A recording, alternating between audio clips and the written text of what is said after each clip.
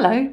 A little while back, a lady called Rose Wildsmith from the Netherlands contacted me and asked if I'd like to try out a mini paint palette which she produces using a 3D printer. You might know that I'm very fond of mini paint palettes, and so I happily agreed. So these arrived in the post and I'll take a look at it today. I hope you enjoy using this tiny watercolour palette. Happy painting adventures, Rose.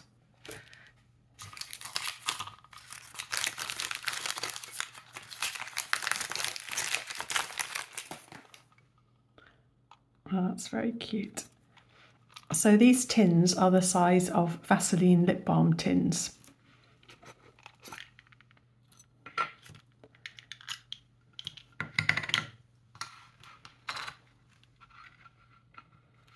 On Rose's website there's a few different options. So you can buy the palette with or without the tin. If you've got a Vaseline tin already, then you can just use that one. And then you have the option of either 6 deep pans, so double depth like that, or you can have double the depth but with 9 divisions, 9 pans, or like this one, you can have kind of 12 half pans. And there's a little bobble on here and a little kind of hole in the next one, and they fit together and stay stable. So very lightweight, and I'll show you the size now compared with some of my other mini paint palettes. That's really cute. So this is it compared to the Etcher paint palette. So a similar kind of idea really. Although the Etcher is ceramic, and the lower layer I use for mixing.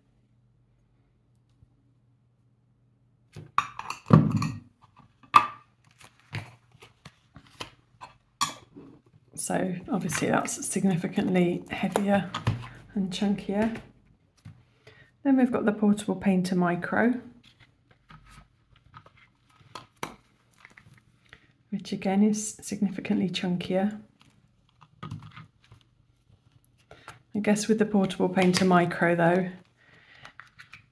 you've got the option of having a water container and quite a bit of mixing space. And then the next small palette I've got, which is most similar in size, are these little ones that you can get cheaply all over the internet. So they've got like a similar removable insert.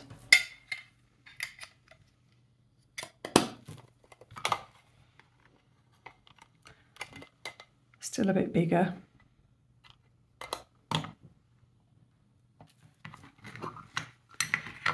So with this paint palette, you're still going to need to carry water and a water container.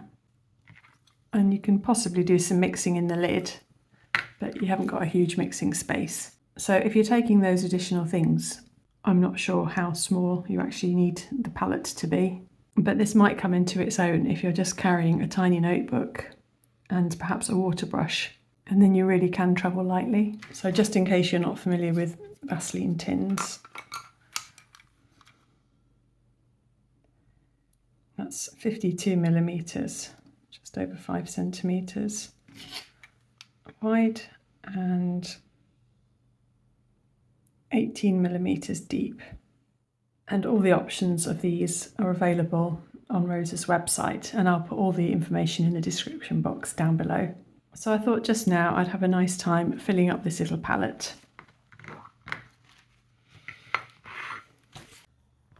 So I've got out this sheet which shows all of my tube watercolour paints, and each of these sections matches up with one of these kind of lipstick containers that I've got. So I've got 4 of those for each section on this chart. And then I've also got some Mijello Mission Gold single pigment paints. So there are options to put in my palette. And then I've just got this little tin, which has got some other random paint tubes in it. I've got a few pastel Holbeins.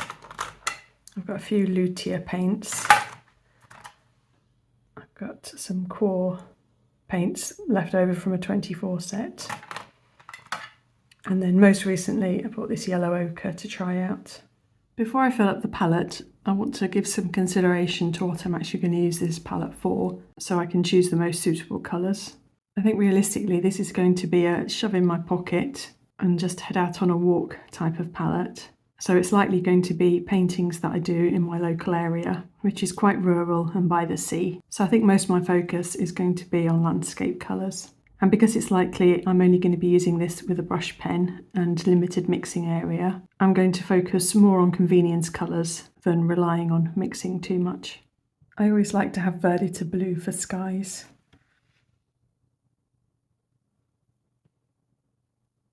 I've got Holbein's Verdita. So if I pick my essentials first, and then I can see what I've got left. This one's nearly run out. And although this has been quite a nice paint, I think when I finish it, I'll replace it with Daniel Smith Verdita because I prefer that one slightly. I'm going to add yellow ochre. I've never really been keen on it, so it's not been in many of my travel palettes before, but I've been trying to get used to it more, and I've been making some really lovely mixes with it. So I'm going to include this.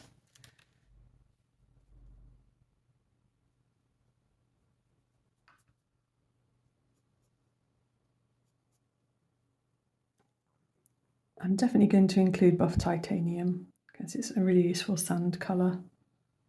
I think the buff titanium and the yellow ochre are going to give me some good variations of sand colours.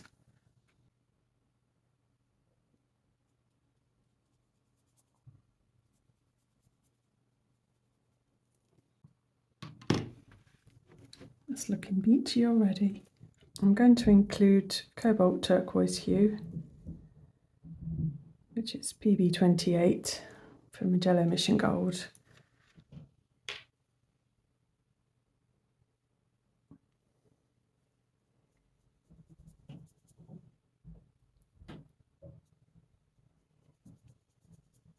Sometimes this is a sea colour that you need.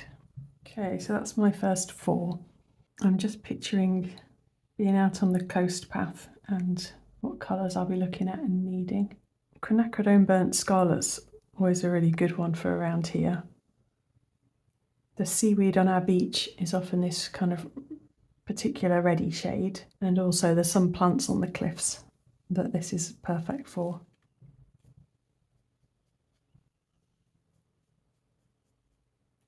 Next I'm going to include Hematite Genuine. This is a wonderfully granulating dark grey which is perfect for rocks.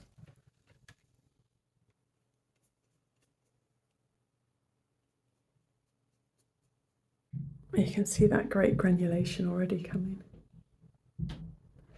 I added sepia to a recent palette for the first time, and I've used that quite a bit, but I think I'm going to add warm sepia to this palette because I think I can get that more blacky brown of sepia by mixing the hematite and the warm sepia. I think that will make a nice variation of rock colours.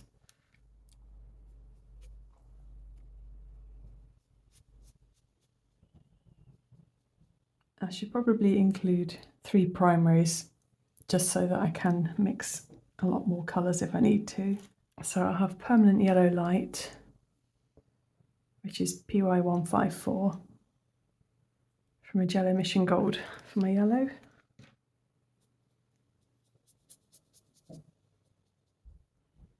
I'll use Daniel Smith's Quinacridone Rose for my red.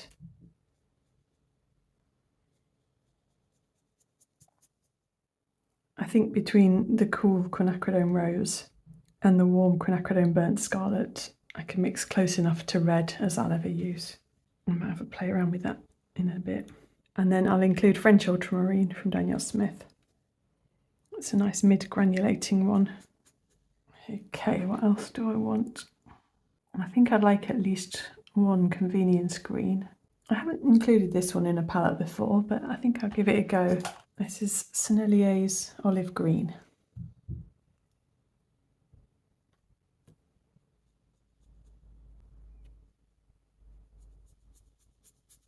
And I won't add another green. I think if I add a really dark blue, I'll be able to mix up all sorts of different greens. And also I'll be able to make really nice dark rich purples. I'm just trying to decide between Maimeri Blu's Payne's Grey, which is a really dark blue grey, and the Lutea Indigo. I'll just show you both of those side by side.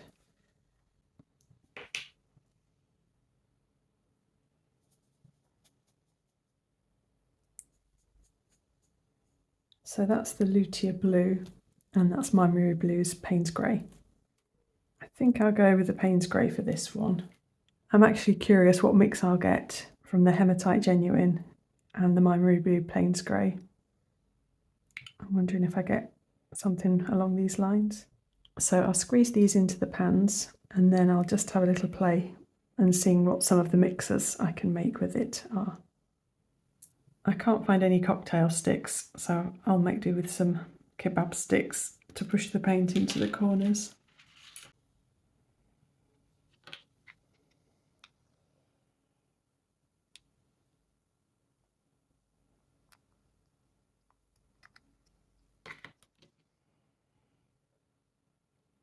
So you can get a decent amount of paint into these. I mean, I haven't filled that up super to the top.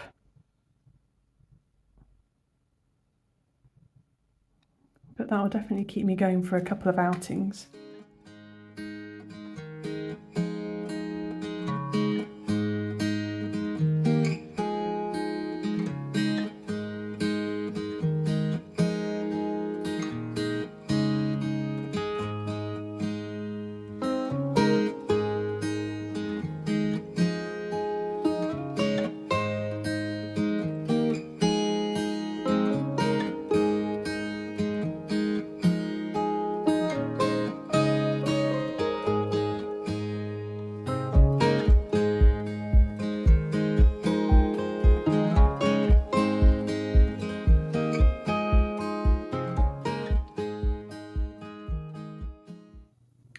There we go. The plastic's very lightweight and it's kind of slightly textured finish. And it's it's not super shiny, it's not quite matte, somewhere in the middle. Now, even though it's small, I still really like to have a colour chart in my palettes. So I've just used an ancient Stampin' Up circle punch to make these. And I'm going to just swatch out these and then stick them back to back and pop it in the bottom of the palette.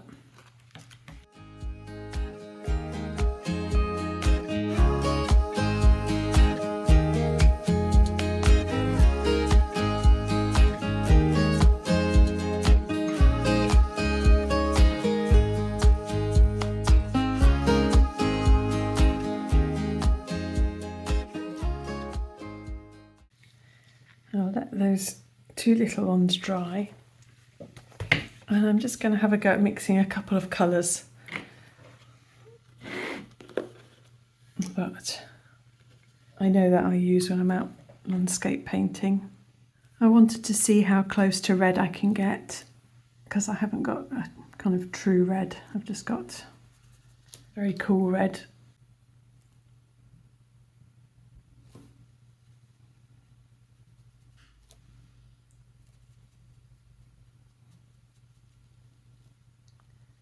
So this is mixing the Quinacridone Rose and the Quinacridone Burnt Scarlet, and that's as close to red as I'm probably going to need.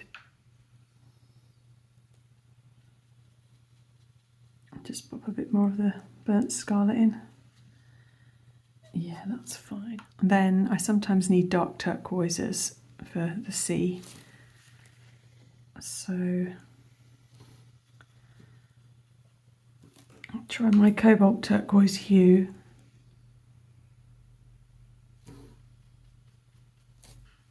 With my Maimeri Blu Paints grey.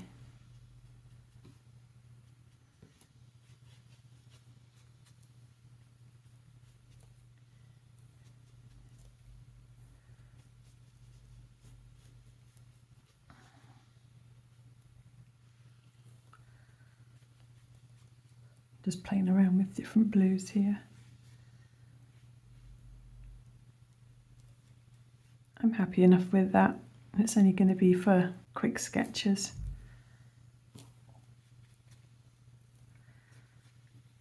Then I'll definitely need some more greens.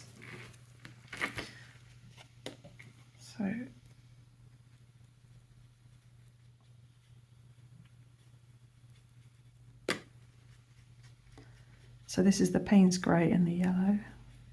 So just making sure I can get a range of greens there. These are a mixture of the blues, yellow and ochre. But I can also add things to the olive green.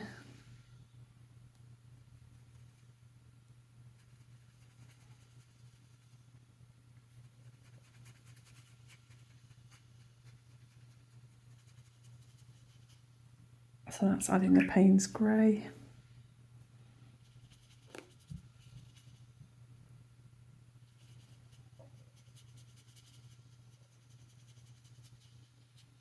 Adding the yellow.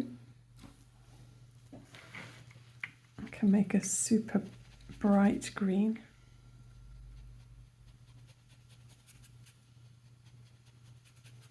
Right, I think I'll be fine for greens. And then I wanted to try out the Hematite Genuine with the warm sepia.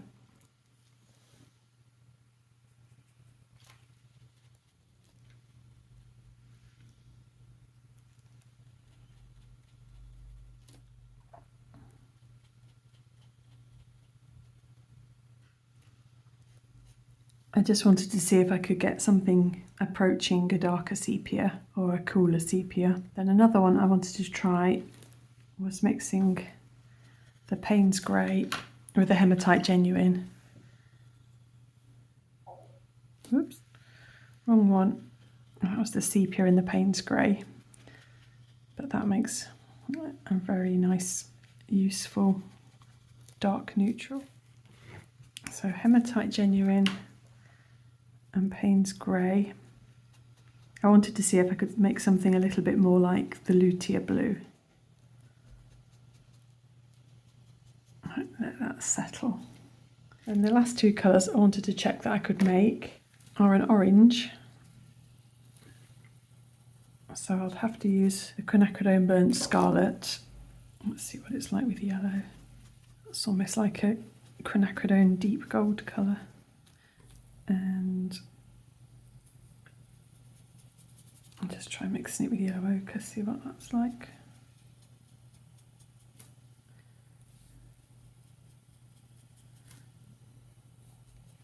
I'm not sure I'm a huge fan of this Daniel Smith yellow ochre so far. It's kind of got a slightly weird consistency. Behind you, that's straight out the tube. I like the Mijello Mission Gold's yellow ochre, but this is PY42, and I think this one is PY43, so they're actually different pigments. I'll just show you them actually while we're playing with paint.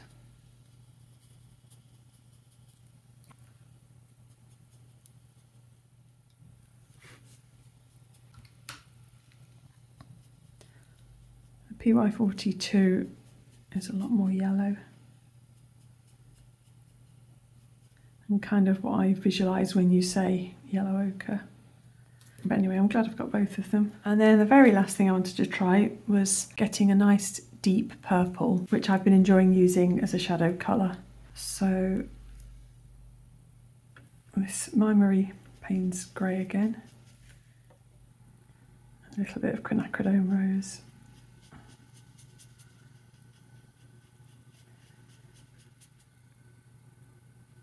And I'll see if I can get a more muted grey. try the quinacridone burnt scarlet. Not quite purple, but it's still a nice colour.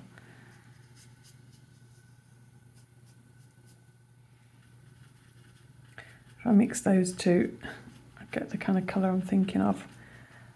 I'm talking about a kind of Naturno colour, a Gallo's Naturno.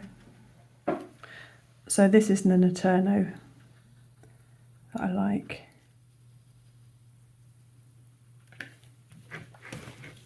So this is the mixture I can make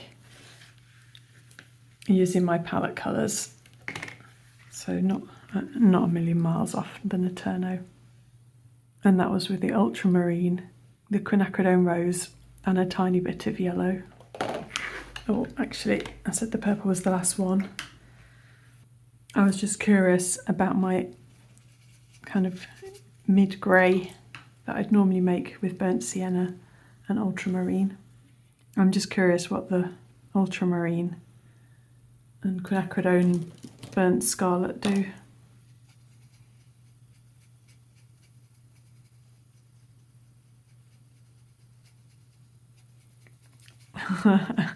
That's actually pretty close to the Naturno.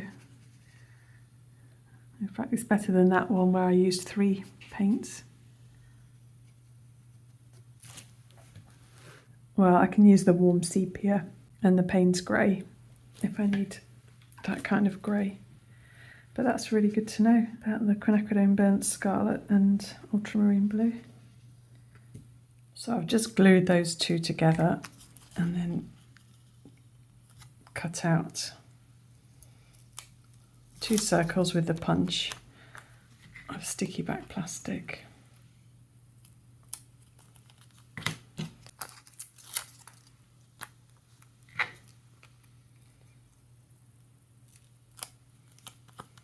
So here's my sticky back disc.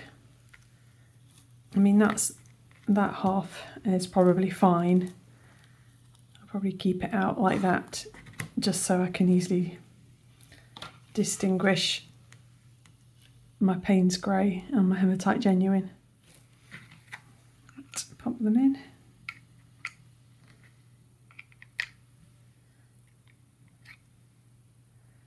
So because of the little bobble, it kind of holds it up slightly, so the bottom's not getting too much in the paint.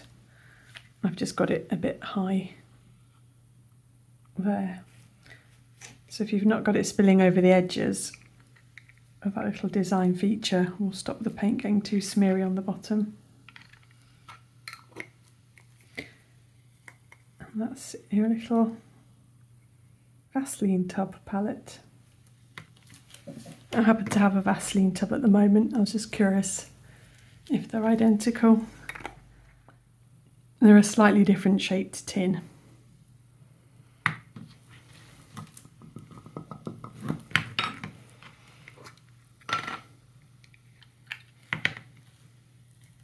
But that's definitely going to fit in there. So I've also dug out my smallest water brush. This is one that comes with the Derwent line and wash set. And that's a little bit shorter than the Caran d'Ache, and I think this is Pentel, yeah. So yeah, my smallest water brush. Then if you wanted, you could include a small pencil. And I've just found my smallest sketchbooks as well. So you've got the Talons Art Creations little sketchbook.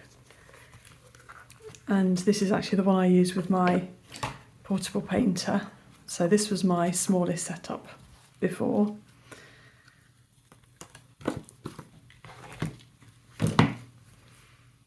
But then the Stillman and Burns little sketchbooks are quite small. This is a beta series one. But then you can also get these little watercolour paper tester pads. So this is one of Jackson's own, which is actually a little block. Or even smaller, there's the Stonehenge. So that's not bad at all for a little on-the-go kit. That's actually really cute. So yes, if you're interested, check out Rose Wildsmith's website. It's rosewildsmith.net. But I'll put all the links in the description box below. I hope you enjoyed seeing my tiniest new watercolour palette. Thanks ever so much for watching. Bye!